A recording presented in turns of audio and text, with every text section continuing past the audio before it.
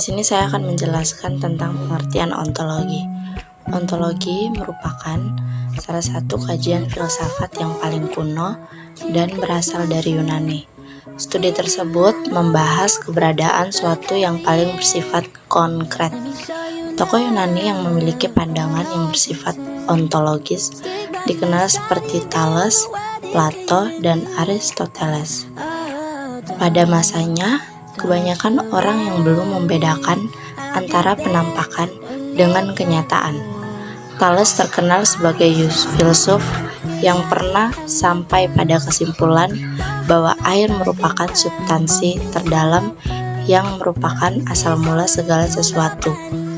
Namun, yang lebih penting ialah pendiriannya bahwa mungkin sekali segala sesuatu itu berasal dari satu substansi berkala.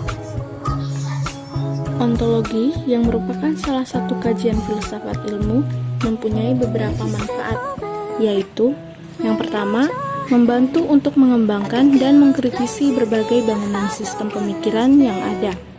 Yang kedua, membantu memecahkan masalah pola relasi antar berbagai eksistensi. Dan yang ketiga, bisa mengeksplorasi secara mendalam dan jauh pada berbagai ranah keilmuan maupun masalah, baik itu sains hingga etika. Aliran-aliran dalam bidang ontologi. Yang pertama, monisme.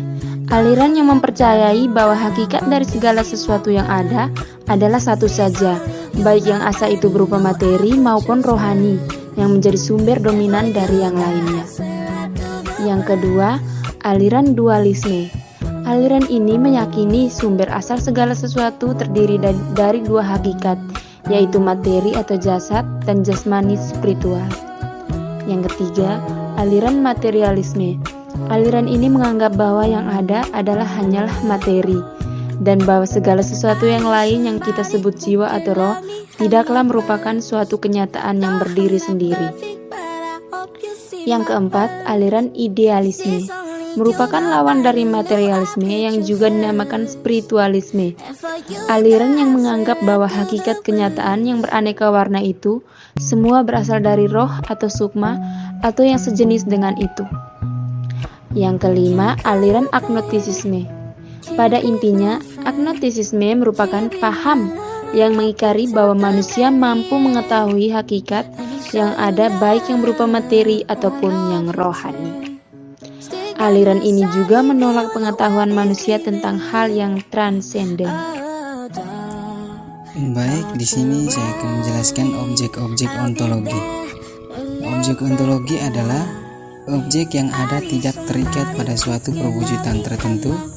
Ontologi membahas tentang yang ada secara universal, yaitu berusaha mencari inti yang dimuat setiap kenyataan yang meliputi segala realitas dalam semua bentuknya. Setelah menjelajahi segala bidang utama dalam ilmu filsafat seperti filsafat manusia, alam dunia, pengetahuan, kehutanan, moral, dan sosial, kemudian disusunlah uraian ontologi. Maka ontologi sangat sulit dipahami jika terlepas dari bagian-bagian dan bidang filsafat lainnya. Dan ontologi adalah bidang filsafat yang paling sukar.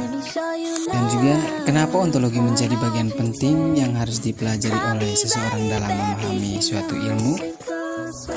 Yaitu karena pemahaman atas ontologi dapat membantu kita sebagai pelajar atau akademisi untuk memahami sebuah objek atau pengetahuan secara fasih dan objektif.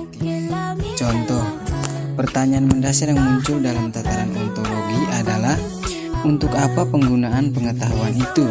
Artinya, untuk apa orang mempunyai ilmu apabila kecerdasannya digunakan untuk menghancurkan orang lain? Misalnya, seorang ahli ekonomi yang memakmurkan saudaranya tetapi menyengsarakan orang lain, dan juga seorang ilmuwan politik yang memiliki strategi perebutan kekuasaan secara licik.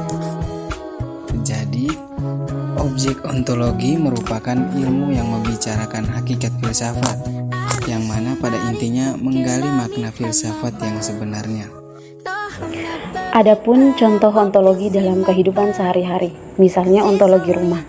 Pada zaman sekarang banyak sekali model dan bentuk dari rumah, semisal rumah susun dan apartemen, yang dimana bentuk rumah tersebut tidak ada pada zaman dahulu.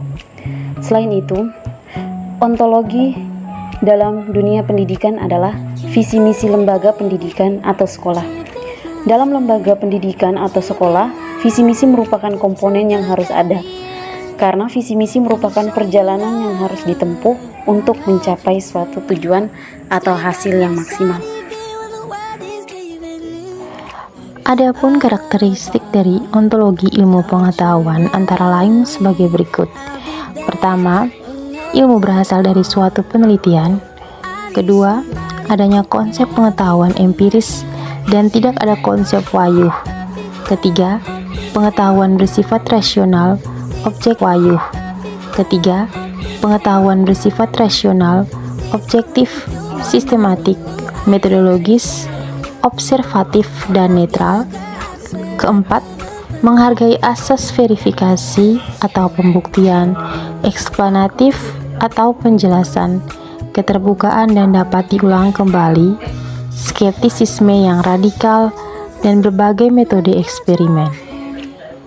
Kelima, melakukan pembuktian bentuk, kausalitas, actuality, dan terapan ilmu menjadi teknologi. Ketujuh, mengakui pengetahuan dan konsep yang relatif, serta logika-logika ilmiah. Kedelapan, memiliki berbagai hipotesis dan teori-teori ilmiah. Kesembilan, memiliki konsep tentang hukum-hukum alam yang telah dibuktikan.